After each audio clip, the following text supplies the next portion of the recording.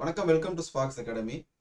So இந்த கிளாஸ்ல எதை பத்தி பார்க்க போறோம் அப்படின்னா, இந்தியன் நேஷனல் மூவ்மெண்ட்ல ஓகேங்களா, ரொம்ப ஒரு முக்கியமான ஒரு topic INC, Indian National Congress ஓகேங்களா. டிஎன்பிசி நடத்தக்கூடிய, அதாவது ஜிஎஸ் கவர் ஆகக்கூடிய எல்லா விதமான எக்ஸாம்ஸ்லையும் TNPSC group 1, group 2, 2A, 4 and combined engineering service exam, JDO 4 மாதிரி எல்லா விதமான எக்ஸாம்லையும் ஜிஎஸ் கவர் ஆகக்கூடிய எக்ஸாம்ஸ்ல இந்தியன் நேஷனல் மூவ்மெண்ட்ல இருந்து ஒரு முக்கியமான டாபிக் அப்படின்னா ஐஎன்சி வந்து கொஸ்டின்ஸ் கேட்டுட்டு இருக்காங்க. அப்கமிங் எக்ஸாம்ஸ்லையும் கேட்குவாங்க ஓகேங்களா. இந்த இந்தியன் நேஷனல் காங்கிரஸ் அப்படின்னா என்ன? 1885 ஸ்டார்ட் பண்ணி 1947 வரைக்கும் ஒவ்வொரு வருஷமும் டிசம்பர் மாதம் இந்த மீட்டிங் நடக்கும். அந்த எந்த வருஷம் எந்த இடத்துல நடந்துச்சு, அந்த இடத்துல என்ன இம்பார்ட்டன்ஸ் அப்படின்ற விஷயங்களை ஒன் பை ஒன்னா பார்க்கலாம். கிட்டத்தட்ட 1885 இருந்து 1947 வரைக்கும் நடந்திருக்கு. அப்போ எல்லா விதமான ஐஎன்சியுமே நம்ம படிக்கணுமா?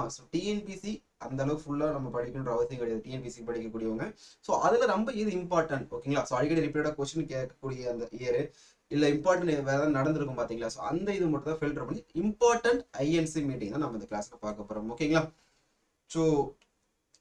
ஐஎன்சி அப்படின்னா ஒண்ணுமே கிடையாது, இந்தியன் நேஷனல் காங்கிரஸ், இந்திய தேசிய காங்கிரஸ். பிரிட்டிஷ் தான் நம்மள வந்து ரூல் பண்ணிட்டு தான் கிட்டத்தட்ட 1600 இருந்து 1947 இன்பிட்வீன் இந்த காலகட்டத்துல.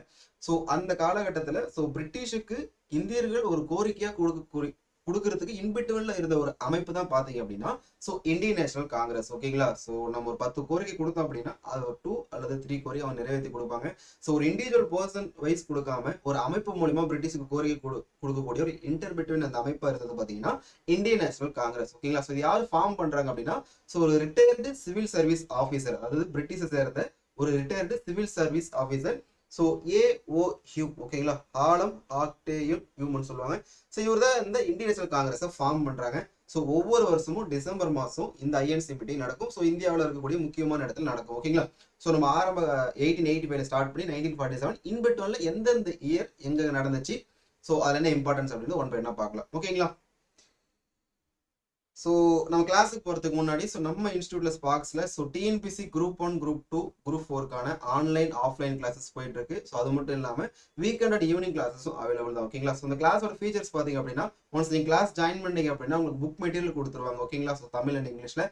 ஆன்லைன் டெஸ்ட் சீரிஸ்மே உங்களுக்கு அவைலபிள். அதுவுமே உங்களுக்கு ஃப்ரீயா வந்து சப்போஸ் நீங்க ஆன்லைன் சூஸ் பண்றீங்க அப்படின்னா, ஆஃப்லைன் அப்படின்னா உங்களுக்கு வந்து டேரக்டா OMR மூலமா நீங்க எழுதுற மாதிரி இருக்கும். கிளாஸஸ் பாத்தீங்கன்னா போத் இங்கிலீஷ் அண்ட் தமிழ்ல பைலிங்குவலா எடுப்பாங்க. ஏர்லி பேர்ட் ஆஃபர் இருக்கு ஓகேங்களா. எந்த அளவுக்கு நீங்க சீக்கிரமா ஜாயின் பண்றீங்களோ அந்த அளவு உங்களுக்கு ஆஃபர் இருக்குது. நம்ம இன்ஸ்டியூட்ல இந்த கிளாஸ் ஜாயின் பண்ண நினைக்கிறவங்க இந்த 8290799379 அப்படின்ற நம்பருக்கு நீங்க கால் பண்ணலாம் ஓகேங்களா. இப்போ வந்து கிளாஸ்க்குள்ள போயிடலாம்.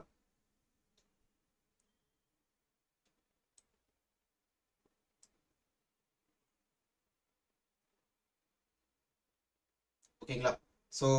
ஃபர்ஸ்ட் பாருங்க, இது கொஞ்சம் லோட் ஆகல ஓகேங்களா. இது ஐஎன்சி வந்துச்சு. ஃபர்ஸ்ட் செஷன் 1885 ஓகேங்களா. 1885ஆம் ஆண்டு நடக்குது. இந்திய தேசிய காங்கிரஸ் உடைய முதல் கூட்டம் எந்த இடத்துல வந்து நடக்குது அப்படின்னா, யூஸ்வலா நடக்குது பாத்தீங்க அப்படின்னா பாம்பே ஓகேங்களா. பம்பாயில தான் நடக்குது.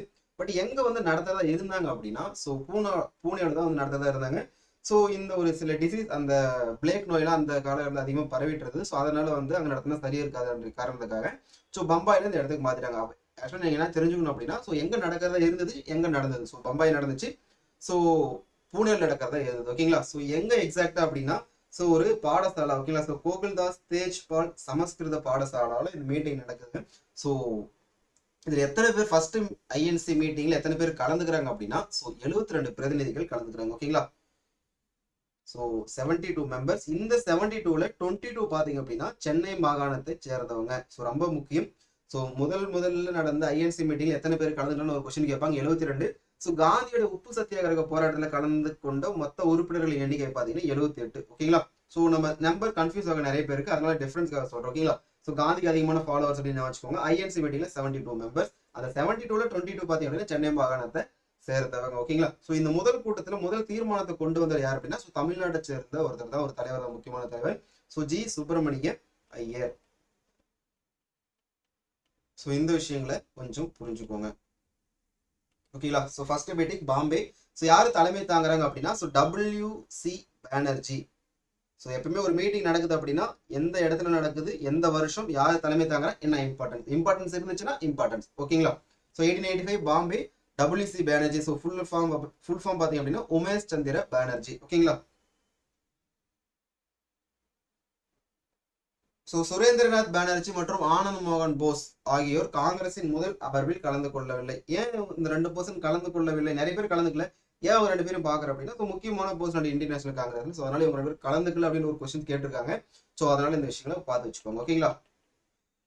ஸோ இந்தியன் அசோசியேஷன் அது 1876ல ஃபார்ம் பண்ணது இவங்க தான், இவங்க 2 பர்சன்ஸ். ஓகேங்களா? அதை ஞாபகம் வச்சுக்கோங்க. ஸோ அடுத்து பாருங்க, செகண்ட் செஷன் இந்திய தேசிய காங்கிரஸின் 2வது கூட்டம்.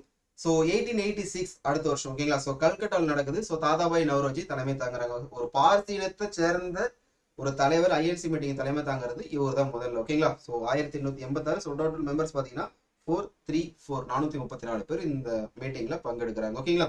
ஸோ தாதாபாய் நவ்ரோஜை பொறுத்தளவுக்கு ஒரு பார்சி இனத்தை சேர்ந்த ஒரு தலைவர். ஸோ கிட்டத்தட்ட பாத்தீங்க அப்படின்னா 3 முறை ஐஎன்சி பிரசிடண்டா இருந்திருக்காரு. அந்த 3 முறை என்னன்றதை ஒன் பை ஒன் நம்ம பாத்திரலாம்.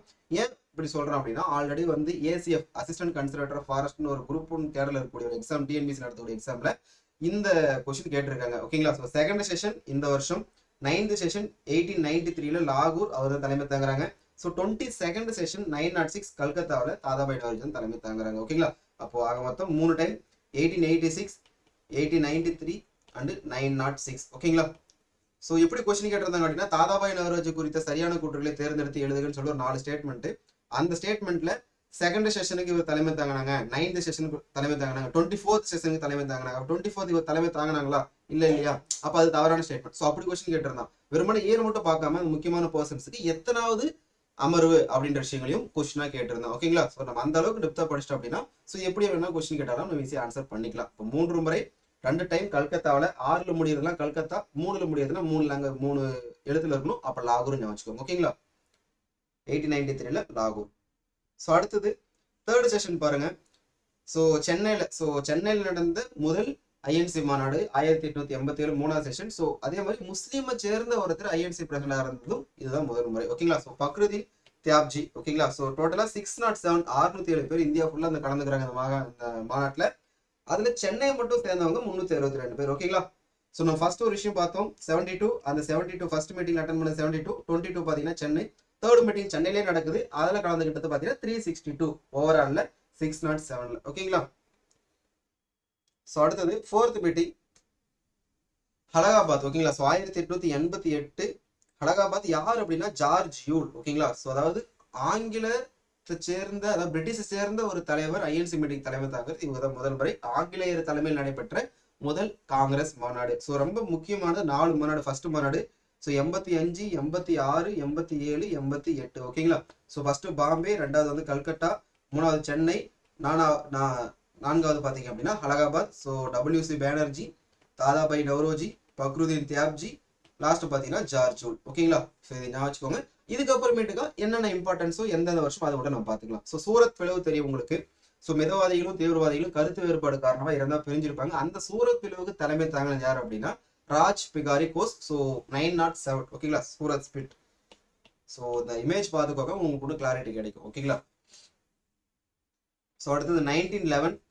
ஸோ கல்கத்தா பிஎன் தார் தலைமை தாங்கியிருப்பாங்க. ஓகேங்களா? ஸோ இந்த தேசிய கீதம் நேஷனல் ஆந்தம், ஸோ இந்த ஜனகண மனகதி இருக்கு பாத்தீங்களா, அது முதல்ல பாடப்பட்டது ரவீந்திரநாத் தாகூரால 1911 டிசம்பர் மாசம் 27ஆம் தேதி இந்த கல்கத்தா அமர்வு தான். ஸோ அதனால இது இம்பார்ட்டன்ட்னா நம்ம பாக்குறோம். ஓகேங்களா? ஸோ யார் அப்படின்னா பிஎன் தார் தலைமை தாங்குறாங்க.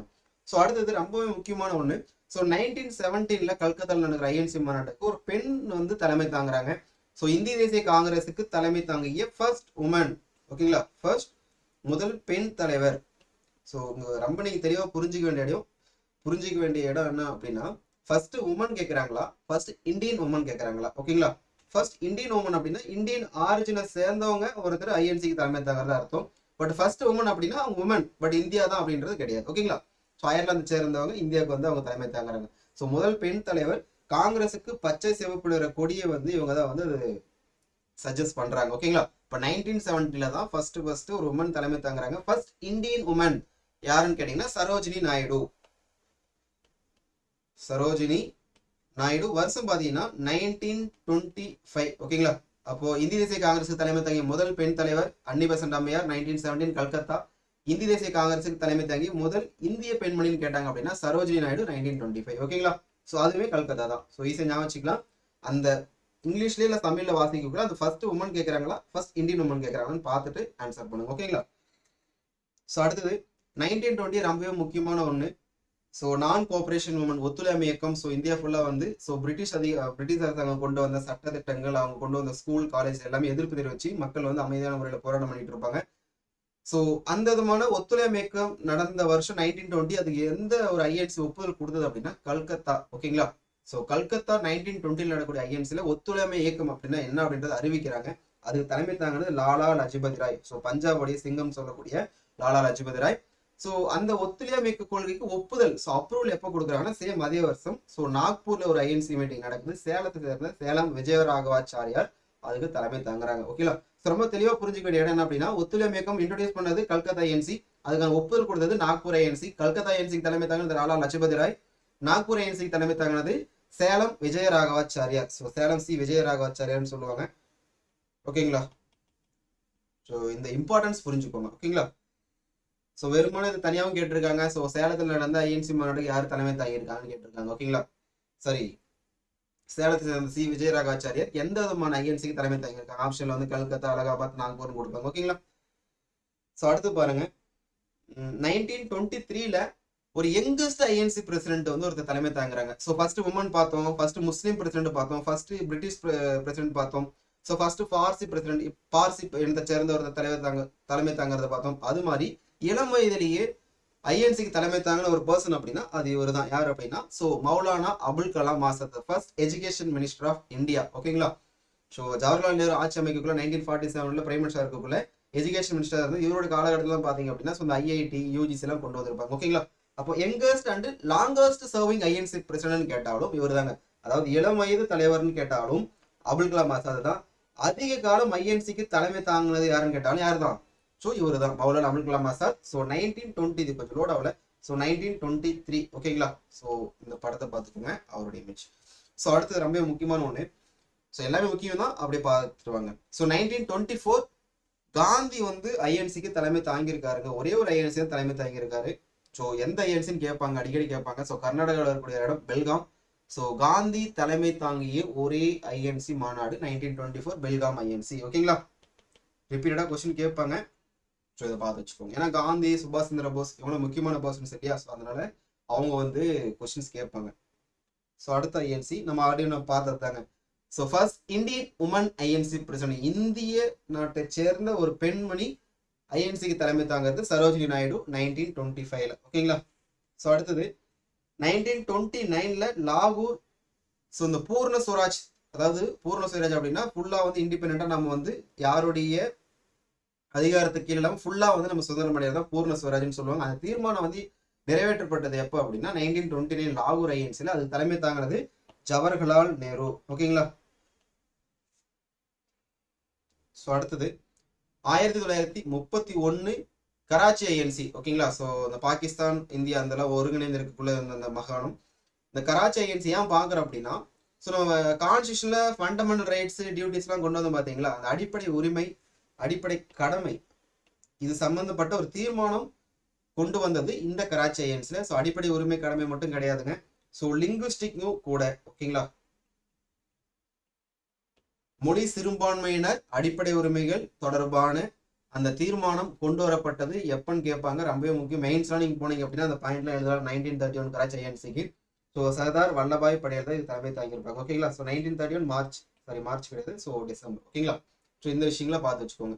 So 1937 Faizpur INC. ஏன் வந்து 1937 பார்க்குறோம் அப்படின்னா ஒரு கிராமத்துல, ஸோ இதுக்கு முன்னாடி நடந்த ஐஎன்சிலாம் பார்த்தீங்க அப்படின்னா ஓரளவுக்கு வந்து சிட்டி, ஸோ ஒரு அர்பன் ஏரியா அது மாதிரி நடக்கும். பட் ஒரு கிராமத்துல நடந்த ஐஎன்சி அந்த வரலாறு இருக்குது. ஸோ 1937 பெய்ஸ்பூர் ஐஎன்சில வந்து பெய்ஸ்பூர் அப்படின்ற ஒரு கிராமத்துல ஒரு ஐஎன்சி மீட்டிங் நடக்குது. அப்போ முதலில் கிராமத்தில் நடந்த ஐஎன்சி மாநாடு அப்படின்னா 1937 யார் தலைமை தாங்குறாங்க? ஸோ ஜவஹர்லால் நேரு தலைமை தாங்குறாங்க. ஓகேங்களா? ஸோ ஆல்ரெடி 1929 லாகூருக்கு இவர் தான் தலைமை தாங்கியிருப்பாங்க. ஓகேங்களா? ஸோ அடுத்து ரொம்ப முக்கியம், ரிப்பீட்டடா கொஸ்டின் கேட்பாங்க. ஸோ சுபாஷ் சந்திர போஸ் தலைமை தாங்க ஐஎன்சி மாநாடு, 2 ஐஎன்சி மாநாடுங்க. ஸோ 1938, 39 ஈஸியா வச்சுக்கலாம். ஹரிபுரா, திரிபுரா. ஓகேங்களா? ஸோ காந்தி தலைமை தாங்க ஐஎன்சி மாநாடு அப்படின்னா 1924 பெல்காம் செஷன். ஓகேங்களா? அவ்வளவுதான். காந்தி ஸோ இந்த 1938 ஹரிபுராவும் 1939ல திரிபுராவில் ஐஎன்சி மாநாடு நடக்குது. சுபாஷ் சந்திர போஸ் வந்து தலைமை தாங்குறாங்க. ஸோ 1938ல நடந்த அந்த ஐஎன்சி மாநாட்டில் ஸோ ஜவஹர்லால் நேரு ஓகேங்களா, ஸோ நேஷனல் பிளானிங் கமிட்டி வந்து கொண்டு வர்றாரு ஓகேங்களா, ஸோ தேசிய திட்டக்குழு அறிமுகமாகப்படுது.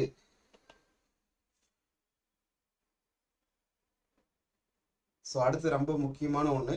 So during India independence, India சுதந்திரம் அடையக்கூடிய அது ஆகஸ்ட் 15, 1947. ஸோ அந்த காலகட்டத்தில் ஐஎன்சி யார் தலைமை தாங்கினாங்க அப்படின்னா, ஸோ மீரட்டில் நடக்கக்கூடிய ஐஎன்சி ஸோ 46 to 47. ஸோ மீரட்டில் நடக்கக்கூடிய ஐஎன்சி ஆச்சாரிய ஜேபி கிருபாலனி அதுக்கு தலைமை தாங்குறாங்க ஓகேங்களா.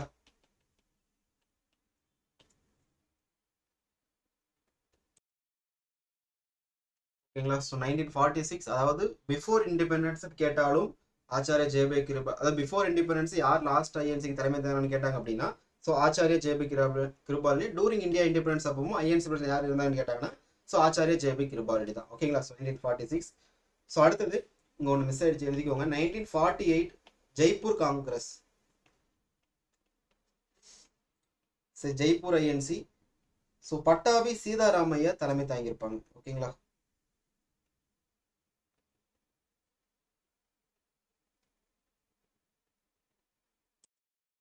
ஸோ ஏன் வந்து 1948 பார்க்குறோம் அப்படின்னா, so before independence last INC meeting அப்படின்னா 1946. ஆஃப்டர் இண்டிபெண்டன்ஸ் இந்தியா சுதந்திரம் அடைஞ்சதுக்கு அப்புறமும் ஒரு சில ஐஎன்சி மீட்டிங் நடந்திருக்குங்க. ஸோ அந்த ஐஎன்சி மீட்டிங் பார்த்தீங்க அப்படின்னா 1948 after independence first INC meeting 1948 Jaipur INC தலைமை தாங்க யாரு, பட்டா சீதாராமையா ஓகேங்களா. ஸோ ஒரு சில ஸோ நம்ம சென்னை வந்து 7 டைம் சென்னையில் மட்டுமே ஐஎன்சி மீட்டிங் நடந்திருக்குது. அந்த 7 டைம் எந்தெந்த வருஷம் யார் தலைமை தாங்க அப்படின்னு பார்ப்போம். இதுக்கு முன்னாடி ஸோ அதிகமான ஓகேங்களா, ஸோ அதிகமான ஐஎன்சி மீட்டிங் எந்த இடத்துல நடந்திருக்கு அப்படின்னா, ஸோ கல்கத்தா ஸோ 10 டைம்ஸ் ஓகேங்களா. ஸோ சென்னையில் தெரிஞ்சுக்கோங்க, சென்னையில் 7 டைம்ஸ் ஓகேங்களா. ஸோ என்னன்றது பார்த்துக்கலாம். ஸோ 1887 உங்களுக்கு தெரியும் third INC meeting Badruddin Tyabji. So டோட்டலாக 607ல் 362 ஃப்ரம் சென்னை ஓகேங்களா. ஸோ 1894 ஆல்ஃப்ரட் வெப் வந்து தலைமை தாங்கியிருப்பாங்க. 1898ல் ஆனந்த் மோகன் போஸ். 903ல் ஓகேங்களா. ஸோ இது மூணு ஒரு செட்டாக ஞாபகம் வச்சுக்கோங்க. 1887, 94, 98 மூணு ஞாபகம் வச்சுக்கோங்க தனியாக. அப்புறம் 903, 908 சேர்த்து ஞாபகம் வச்சுக்கோங்க. இதில் லாஸ்ட் ஒன்று சேர்த்து ஞாபகம் வச்சுக்கோங்க. ஸோ 903ல் லால் மோகன் கோஸ். 908ல் ராஜ் பிகாரி கோஸ்.